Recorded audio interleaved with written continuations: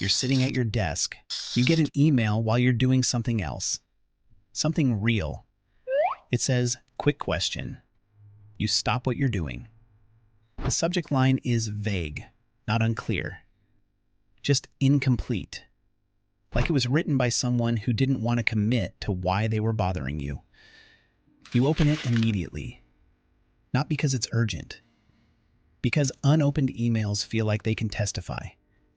It arrives at 9:12. Not early. Not late.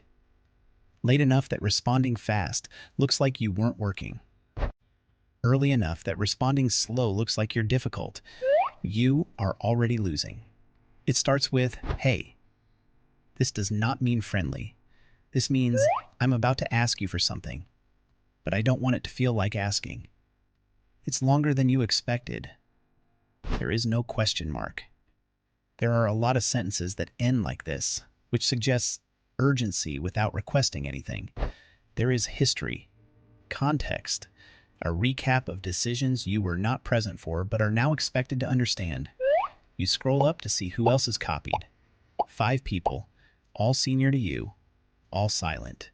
They have not responded because they do not need to. Silence is not confusion. Silence is position. If something goes wrong, they will remember this email clearly. If nothing goes wrong, they will not remember it at all. None of them will clarify the ask. None of them will define success. None of them will contradict each other in writing. They are waiting to see what you decide this email means. Whatever you choose will become the meaning. You have been selected. There is an attachment. The file name includes final_v3_really final. You open it. It explains nothing. You close it, but don't close it, in case that's important. There is no direct request, but something is clearly supposed to happen. And if it doesn't, someone will later say, "I thought you were handling that." No one will remember when this was decided, only that you were there. The tone is polite, casual, reasonable. The most dangerous tone. You cannot push back against something reasonable. You can only agree gently and resent it quietly. You start typing, you stop. Too assertive. You try again. Too cold. You try again. Now it sounds like you're excited about the work. You are not. You add a sentence that proves you're engaged without promising anything. You read it again. It sounds like a person who will absolutely handle this. You leave it anyway. You hit send.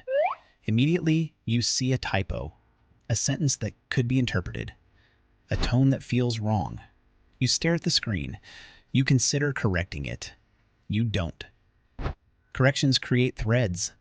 Threads create tasks. Now you wait. Nothing happens. You check your inbox anyway. Then again. Then one more time. Just to be sure you didn't miss the moment where this became urgent. Someone replies. They reply all. They say, "Thanks." That's it. No follow-up. No clarification. This is closure. Another person adds, "Appreciate you taking this on." You did not agree to take anything on. You read it again to see if you accidentally did. You did not. This is still happening. Later that afternoon, another email arrives. Same thread. Just circling back. No one explains what the circle is. You are now inside it. You are now responsible for something that does not exist anywhere official. It's not on your calendar. It's not in your job description. It lives only in this thread and in the expectations of people who will not help. You shift your afternoon? Not dramatically. Just enough to fit this in. Something else will wait. It always does. You go back to work.